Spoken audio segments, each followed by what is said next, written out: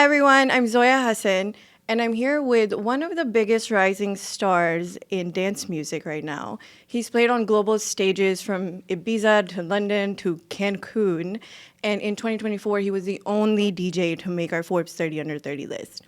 And beyond the stage, he's also running his own record label. John Summit, how we feeling? I'm feeling amazing. Thanks for having me. Thank you so much for joining. I'm so excited to chat with you, and there's so much to break down. I want to hear all about your summer in Europe. But before we get into the John Summit of it all, I want to talk about the John Schuster of it all. So, how did John Schuster become John Summit? Tell me the story. Well, so I always loved going to concerts and music festivals, so I always loved electronic music. But I had to get a normal job first because, of course, it was just a hobby and passion, making music and playing music. So I went to college for accounting at University of Illinois, Urbana-Champaign. And then I was a bartender at a bar, and then they needed a DJ, so I'm like, screw it, I'm gonna begin my DJ career here. And then, I was playing a few times a week, and it was going very well, and it was just a huge passion of mine. And eventually got enough, word spread out enough that I was all right at DJing, where I got booked to open for a touring DJ at a concert at the local concert hall called Canopy Club in Champaign, and it was my first DJ set was before Cash Cash. So this was over 10 years ago. But the day of the show, they told me that they were doing a flyer, and then I had to have a DJ name because at the time I just went by John Schuster. And so I love mountains, I love skiing, I love the aesthetic of summits. So I just called myself Summit, and that was pretty simple. And I went by that all college, didn't think anything of it. Besides just the stupid little logo I'd put behind me. But once I had my first ever release, I knew that I had to make a longer name out of it because the SEO of Summit's terrible because, there's all these summits that go around. And then, if I was to release a song, I'd probably be on page 1,000 on Google. So just gave myself the full name, John Summit, and then didn't think of it. I didn't think it was going to become this crazy double life I'm living between John Schuster and John Summit. But, I absolutely love it. Amazing. And, obviously, I read your story and you worked at EY after college, which is a pretty big deal as an accountant, obviously working probably crazy hours. What was happening then? You were doing your day job and then when were you DJing? When did you decide, okay, I'm going to quit this and pursue music full time? So during the week, I would, after work, even if we got off work at 9 or 10 p.m., I'd always be making music. So Monday through Friday, made sure to keep that. I treated it just as seriously as I treated my job. Probably a little too seriously because I wasn't a very good accountant. Because that job's tough. It's 80 plus hours a week, and people really dedicate their lives to that. Where my mind was kind of all in on the music, and I kind of just did the accounting to fund the music lifestyle, I guess. I did it for a year and a half, and it was tough because then I was DJing on the weekends, and then my music was actually starting to blow up and do decently well. In my head, it was blowing up at the time, but to the fact that I was getting booked for 200 to 300 person clubs all around the country. So I was actually touring on the weekends while still working at Ernst & Young, and which was tough. But and then I was just trying to save up as much money as possible because I knew one day I'd probably want to go full time with music and just try it out. I saved up enough money that I could do music full time for 6 months and then see where it'd go from there. I thought I was probably going to have to go back to the accounting world, but luckily it all turned out pretty good, and here I am now. Here you are.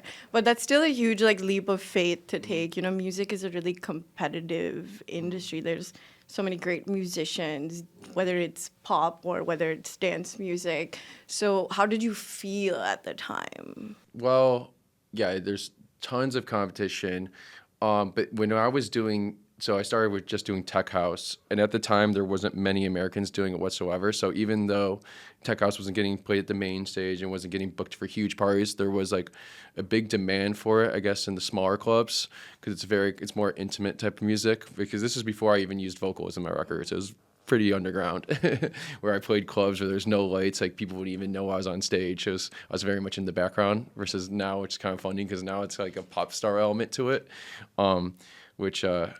and we can talk about more later, but I think social media has really brought that too, because it was DJs used to be very faceless. I feel like back in the day, even like 10 years ago, besides the ones that made big pop music.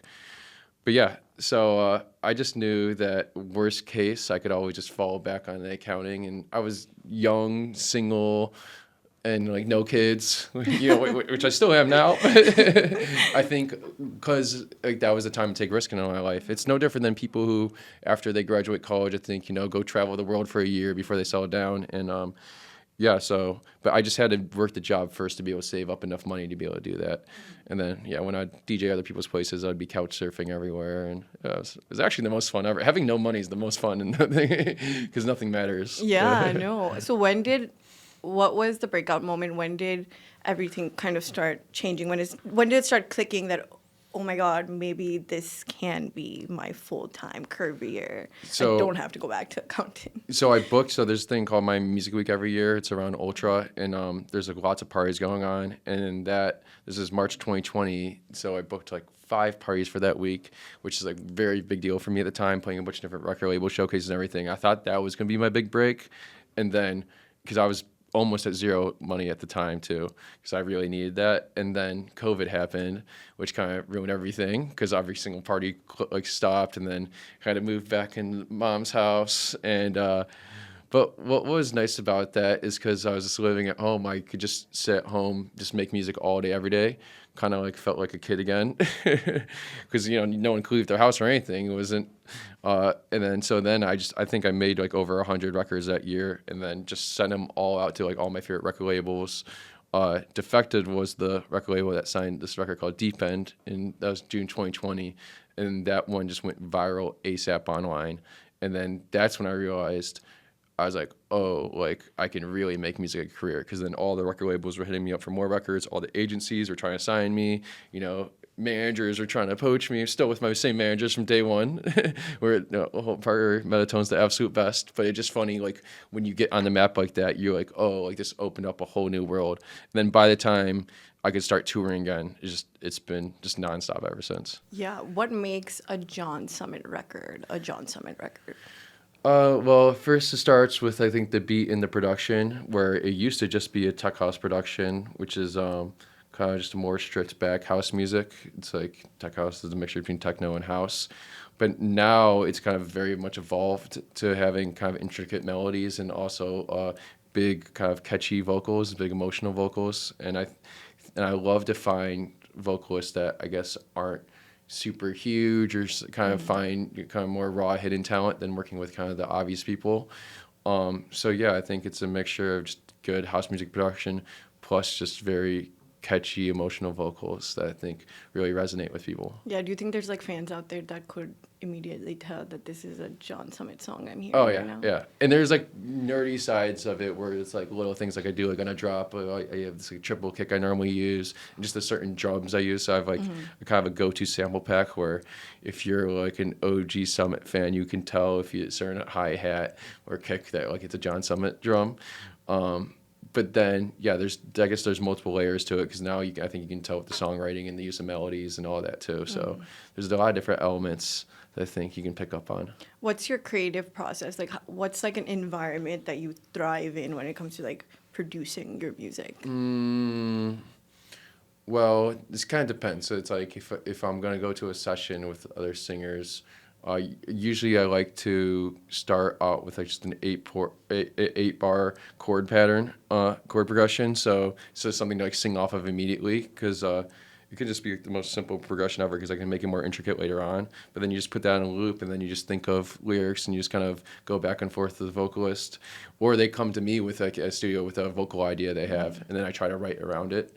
So it's a very collaborative process. So there's no right or wrong way. The main thing with music is you just got to start, because I think too many people just think too much and sit around and don't act. Where I think for like my album, I did 25 sessions in the month of November 2023, and I think I made a song out of every single session. So I feel like just making as much as possible is the key. Yeah. And then, of course, choosing from a lot of my music I make sucks. So then from there, you choose what's actually good. Yeah. But yeah. And you seem to be very like hands-on in the process. Yeah. And I think that shows with also you founding your own label, Experts Only, and then signing other artists on there. What made you want to do that? Well, there's multiple things. The way I first got kind of put on the map was by signing to other artist labels, such as like Gene Ferris's Ferris Wheel, Lee Foss's Repopulate Mars, Mark Knight's Tool Room, and then I just always thought artist label was just so sweet because the artist that owns the label is in full creative control of it and helps A&R and really be a part of it. It's not like just a big major label of just like faceless names that you never will even meet. You know, it's very artist, I don't know, friendly in that regard, and it just sucked that as a DJ that I play so many other people's records to be able to actually sign the records I play. So it's all kind of all part of this experts only world. Yeah, what's like the business process behind it all? Like, what did it take to actually set up your own label, then sign an artist and build a team? Give me like the story that happened with starting Experts Only. Well, so we first, to do all like the distribution, we first distributed through Defected, and now we work with Darkroom for that. But they were really instrumental in helping us set up right away because that was like the first big record I had. It was deep end through Defected, and they kind of showed me like kind of the team we needed to have, whether it's a radio plugger on the team, a label manager to help do with all the contracts and go back and forth to the other artist managers and stuff and negotiate advances and all that stuff and splits and all that. And then you have to have where I kind of am in full creative control with that. Most of my time is spent A&Ring. Like we're sent over 100 demos every single day, and I try to go through them all. But now I have hired a couple extra people to help me go through because otherwise I'd literally just spend my entire day every day just going through records I'm sent. So usually they'll kind of narrow it down for me and then send me kind of the ones that like really stand out. Kind of like if you're like a Hollywood producer and you get sent like 1 million scripts every single day, you can't read them all. So and then I'm very hands on with the marketing of it too, because I think just by having me play out these records and then posting clips of it is like I think it's bigger than radio play nowadays, to be honest. Because like back in the day, if you can get a big radio host, to play one of your records, it's like then that would break the record. Where I think now, especially with all the clips online and everything too, if there's one viral clip of me playing someone's record at Tomorrowland, it's like, that's going to be like I feel like one of the biggest dance records overnight. Absolutely. And I want to come back to social media, but before that, I want to ask, how do you kind of select who gets on the roster of Experts Only?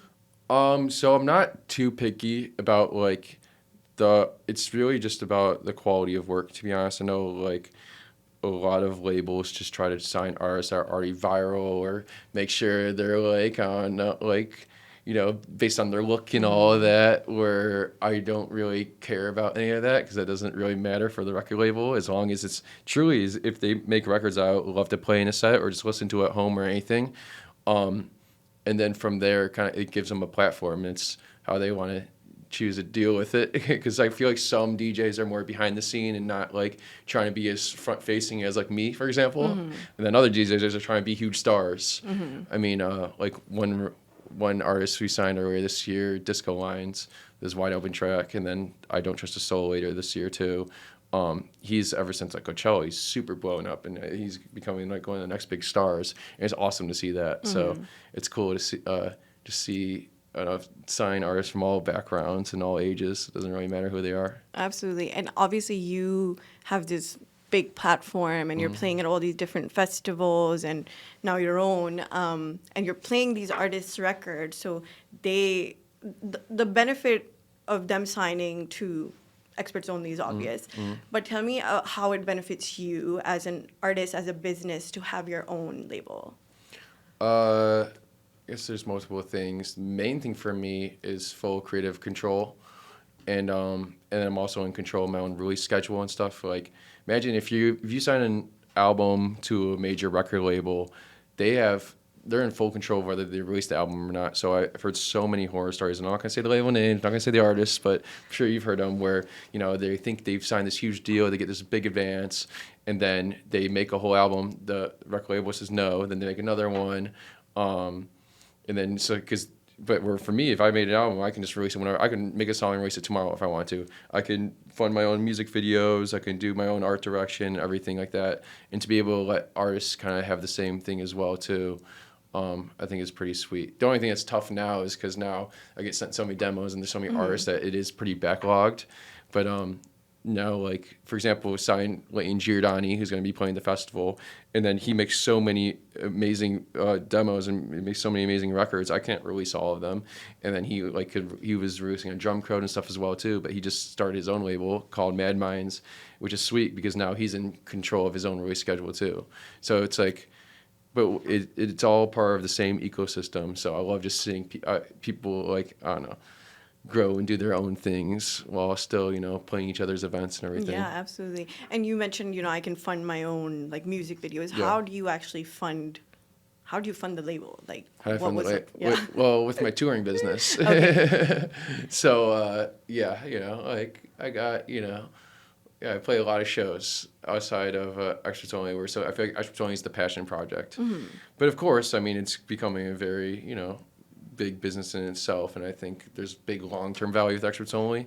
But I think, look at, let's say, Facebook, for example, they weren't profitable their first 7+ years, and that's pretty much every startup. So I'm in the startup phase with it. So when we started in 2022, so it's only 3 years old, and now we're throwing our first festival. And then, obviously there's like the beasts like Ultra, Tomorrowland, EDC, Insomniac, and if you look at their origins, they all started very humbly, and then by growing their team, growing artists, and become huge over years. So I think that's the path we're on. Yeah. Is there an artist who's like, obviously there's so many artists who have done this before. Yeah. Is there one or, a few that you really draw inspiration from? Well, now we're kind of entering a league of our own a little bit. Yeah. So, I mean, Tyler, the Creator, has his own festival. And then, so that's very successful in his own label and everything. J. Cole as well. But in the electronic space, not too much, because it's kind of either you're an artist or a promoter, not really both at once.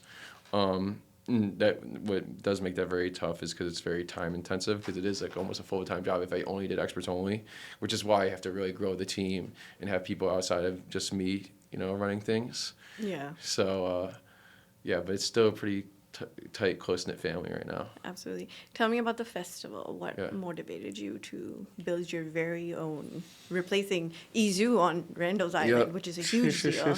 Yeah. Well, so my last event in New York was Madison Square Garden. And it was so much fun. It was one of the best nights ever. Did a 5-hour open and close set there. But I don't want, I'm not trying to be like Harry Styles and do 15 Madison Square Gardens. I want to do something I don't know. It doesn't really excite me just doing my own thing every single night. We're doing this. It feels like a whole family affair. And we have this amazing, wonderful team, and all the artists are signed on the record label. It feels like a whole celebration of the label and just a whole community event versus a big John Summit pop star type show. And it's just sweet to be able to throw this in massive field. It's 50,000 people. It feels like it's something bigger than myself. So, I feel like that's the inspiration behind it. Yeah, absolutely. And 50,000 people, Randall's Island, replacing a festival that was removed because of a lot of supply-demand issues. How did you guys manage that, logistically and all of that? That's a huge undertaking. Well, I don't know if they were removed because supply-demand issues. I'd say more financial issues. Yeah, it was kind of both. I remember, yeah. I went, I was supposed to go the first day, the last time it happened, and, they couldn't get the stage up in time and whatnot. There's issues with the workers and everything too. I think, and then I remember coming back to New York a couple months later, and the build was still built up so they didn't even have the breakdown and everything. So gotta learn from the mistakes of others, right? And then it's a lot of logistics involved, and it's also choosing the right partners. We're partnering with Medium Rare on this, who helped produce the One Bite Pizza Festival the week prior with Portnoy, so they have I guess a good track record in throwing events at this location, everything too, and making sure. I mean, it's been a lot of prep, the months leading up to this to make sure everything runs smoothly. But now everything's set up very well, so I don't think there's going to be any mistakes there. Yeah.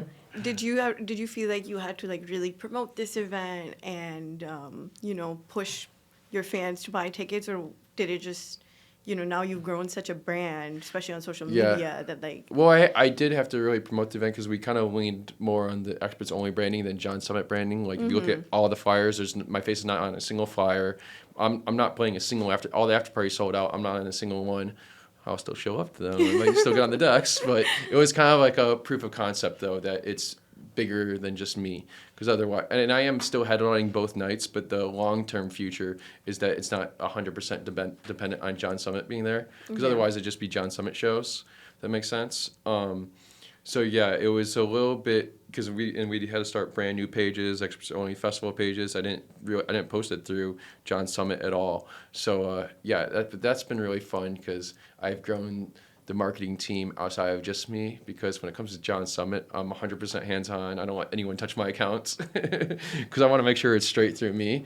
But I think the team has had a lot of fun and excitement and a lot of ownership of it themselves too. So to let them have fun with it. Like for example, the way we kind of tease the festival is we got this graffiti street team to graffiti double diamonds all over the city. If you saw that, and then that started like going viral online because people were like, because they recognized the brand and they're like, oh, does that mean there's a festival coming or event? So yeah, it's been fun getting creative with it. absolutely. Between like experts only and then touring and playing all these festivals, what's kind of the ratio? How do you balance both? Or, how are you spreading both of those out in your calendar year? It's tough. So, I mean, last weekend I had my biggest international show to date at the O2 Arena in London, and that was like 3+ months of work just making that show, because that's brand new production. I had dancers, 5 singers there. It was a true show instead of just kind of a DJ set. And then normally I think an artist would, take a break after that, but then immediately re-rolled into doing this festival, which I don't think it's tough doing huge, because we're still 100% speed with John Summit and then also 100% speed with experts only. So there's not much downtime in my day whatsoever, but it's because it's all passion projects and it's something I truly love. It's like, it's all I think about anyways. So, Yeah, how does John Schuster feel? he's a little tired. No, but incredibly fulfilled though. It's amazing.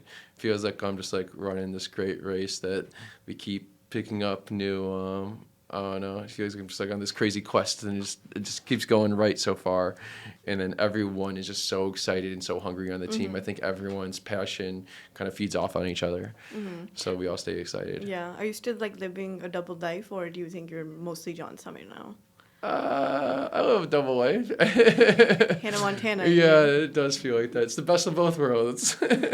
But I mean, for example, like with all like the workouts and stuff, I use Strava and I go by John Schuster on that, and I feel like that's where I kind of ground myself, and I do my runs every morning and really have time to myself where I don't touch my phone at all the first couple hours every day. So that helps.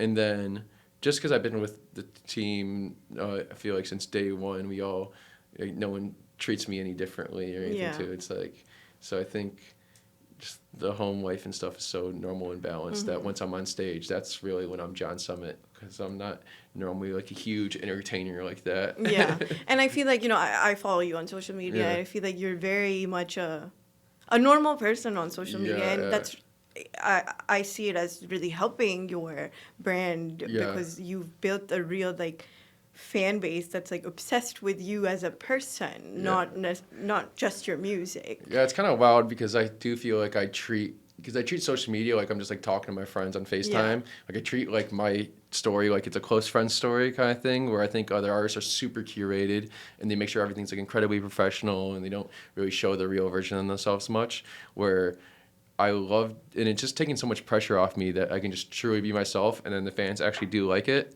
Because at first I kind of avoided doing that, and because I thought like I had to be a super serious, cool DJ that was only very like edgy and all of that, and then you're just like kind of like playing a character. You're not being yourself at all.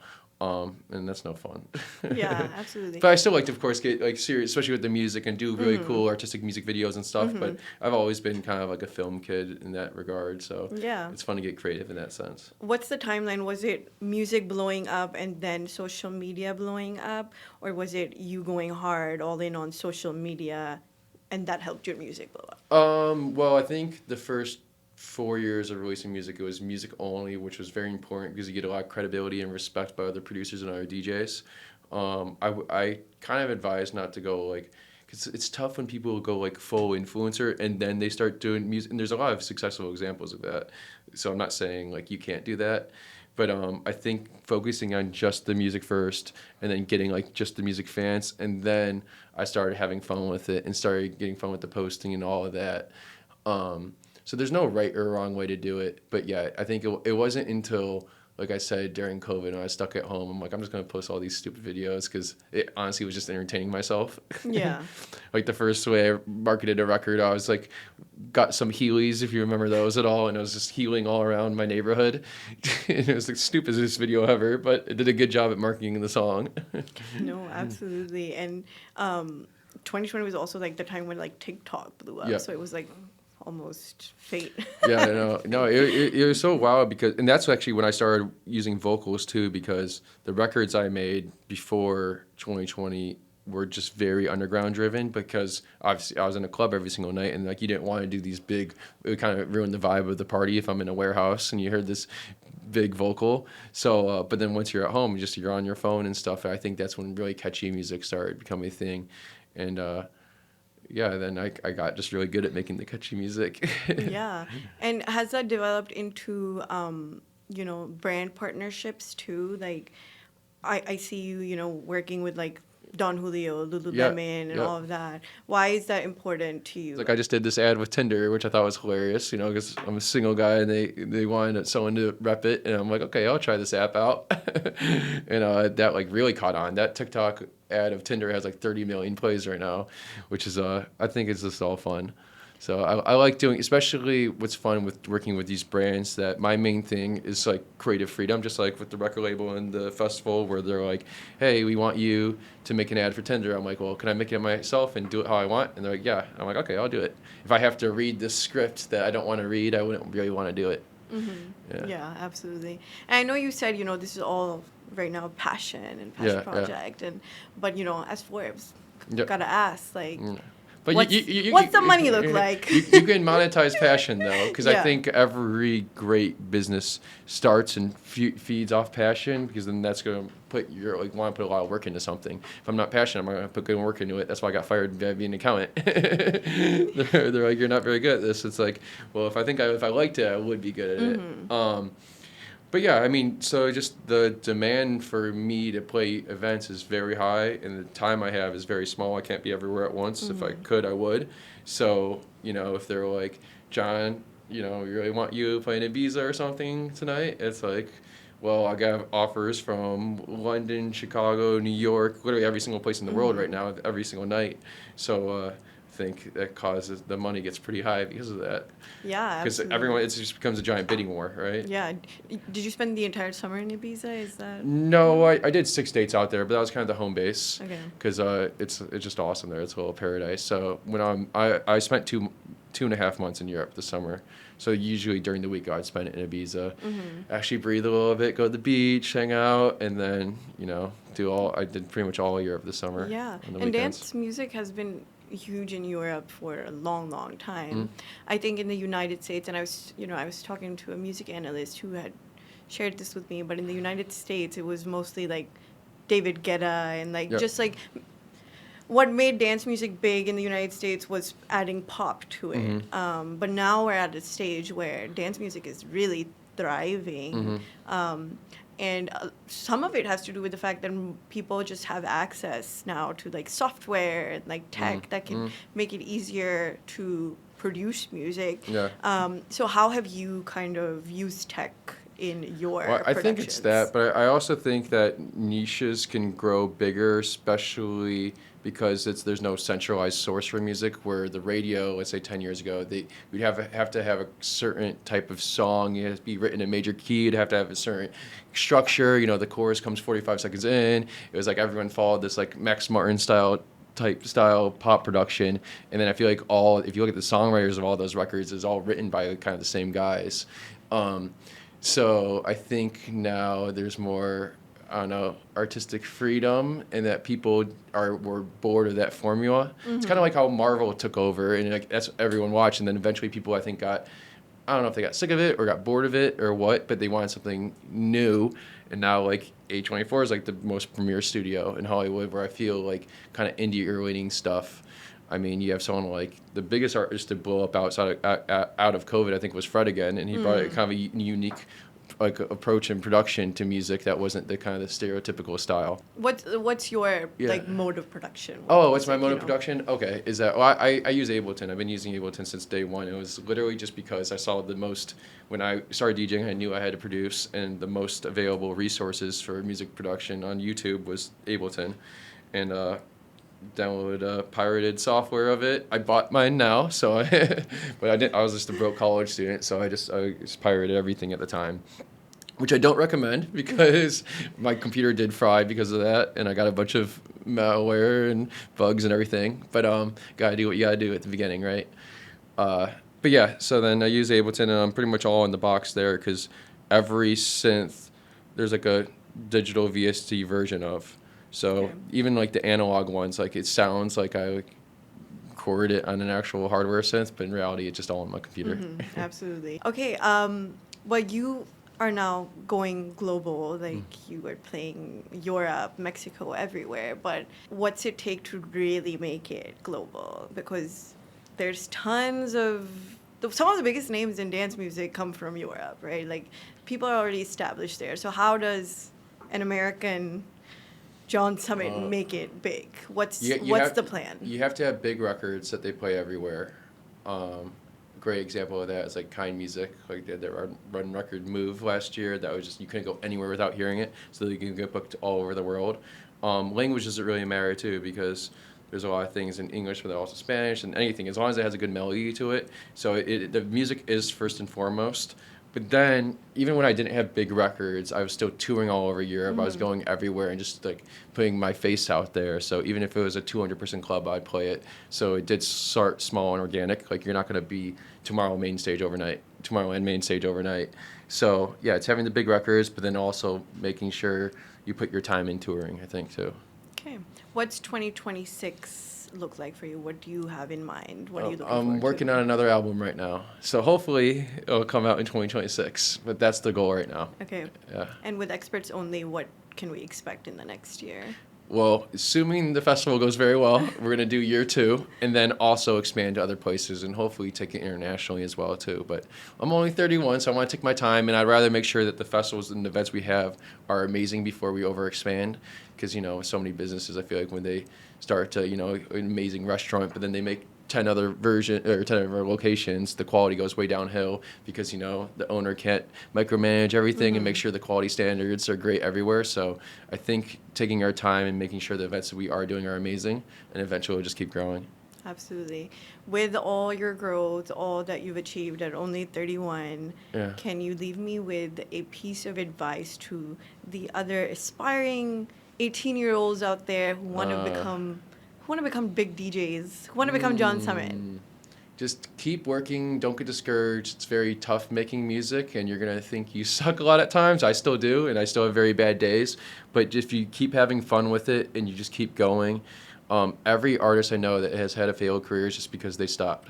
But every artist I know, and it's usually not the most talented ones, but if they just keep going, they eventually reach success. Amazing. Well, thank you so much for joining me. Awesome. Thank you for having me.